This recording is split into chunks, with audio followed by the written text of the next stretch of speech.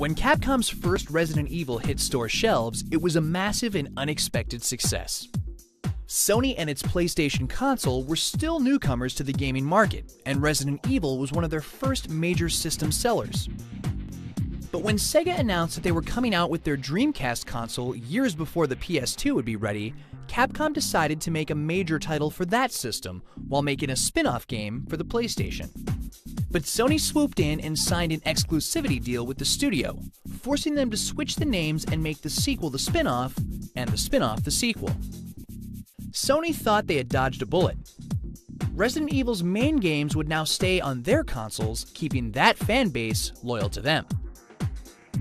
But like any industry, corporate deals can be slippery in gaming, and before they knew it, Sony found their darling franchise had run away with another console. While wildly successful, Japanese juggernaut Nintendo was starting to gain a reputation as the kiddie company. They had their Mario and they had their Zelda, but the rest of the market was starting to focus on more mature content.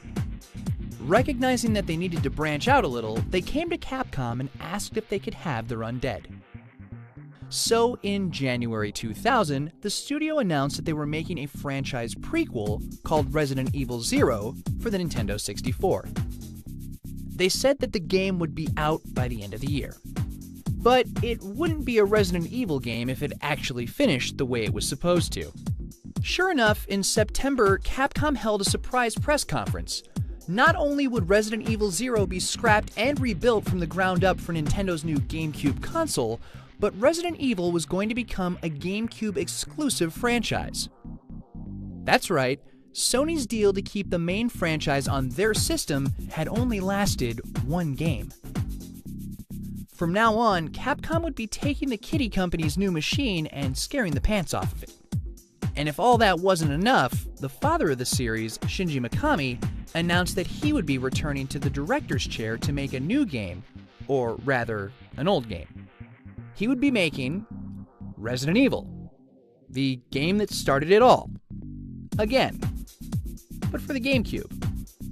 It was a blow for Sony, who had thought they'd locked the franchise to their platform. Still, Sony was an enormous multimedia giant, and it had more going for it than just the PlayStation. In March 2002, Sony Pictures, through its Screen Gems subsidiary, released Resident Evil. Made relatively cheaply by B-movie director Paul W.S. Anderson and starring Mila Jovovich, it went on to do fairly good business. It ended up spawning a franchise, one of the few in which each successive movie did better than the last. Despite the reputation that game-to-film adaptations aren't any good, Resident Evil movies are among the few to have turned a profit. And only a month later, Resident Evil released for the GameCube. No, this wasn't a movie tie-in, this was the Mikami-directed remake of the original game. However, while it kept the same characters, plot, and setting, it was otherwise largely reworked with different rooms and puzzles. Old fans would be getting a new experience. But that said, it went back to some of the old conventions, including fixed cameras, clunky controls, and pre-rendered backgrounds. Back in 1996, pre-rendered backgrounds made the game look a generation ahead of its time. It would be no different in 2002, and many critics cited the game as one of the best looking on any system. More importantly than the actual look was the atmosphere. And if there was one thing Mikami was good at, it was atmosphere. Despite being a remake, it was praised as being one of the scariest games ever made. With tons of replay value, including 10 possible endings, 2002's Resident Evil was a success for Capcom and proof that a Nintendo console could go mature. But a movie and a game in 1 year wasn't enough. In November came Resident Evil 0, the prequel originally meant for the Nintendo 64, now on the GameCube. As a prequel, 0 set up the events of the original title. In other words, Capcom released a remake of the first game before releasing a prequel to the first game. Regardless, like its predecessor, or successor, or whatever, Resident Evil 0 was praised for nailing down its terrifying atmosphere. But all that being said, there was a complaint. It was the same complaint as on the last game, and the game before that, and the one before that. Resident Evil wasn't evolving. Fixed cameras, clunky controls, despite different characters and settings, it was the same old game. And while the fan base was still loyal, they were getting fewer and fewer new gamers to try it.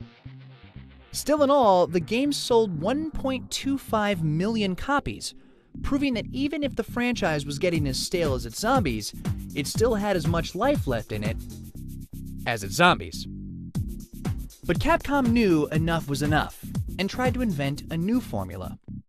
They had already attempted to introduce light gun mechanics into the series with Resident Evil Survivor and Resident Evil Dead Aim, but these games were dismissed by critics and gamers alike. In December 2003 in Japan and March 2004 in North America, Resident Evil Outbreak broke out on the PS2. This would be a dramatic shift in structure. It would not feature one hero alone, but 8 different ordinary citizens, each with their own unique weapons and abilities. It would not be one long experience, but consist of 5 different scenarios that were basically unrelated. It would not be played alone, but with a total of 4 characters, whether they be other players online or bots offline. And it would not feature any real plot, instead letting the different character interactions drive the story in each scenario. Sadly, most reviewers claim that the good idea was undercooked. The controls were still wonky, and there was no good way to communicate with other players. Voice chat was not supported. Nobody thought that it was a bad game per se, but there was nothing to really make it stand out. The game did not sell well and was largely ignored. Then again, as a zombie horror game with 4-player online co-op in several small scenarios, its influence clearly lived on as an early precursor to Valve's Left 4 Dead series.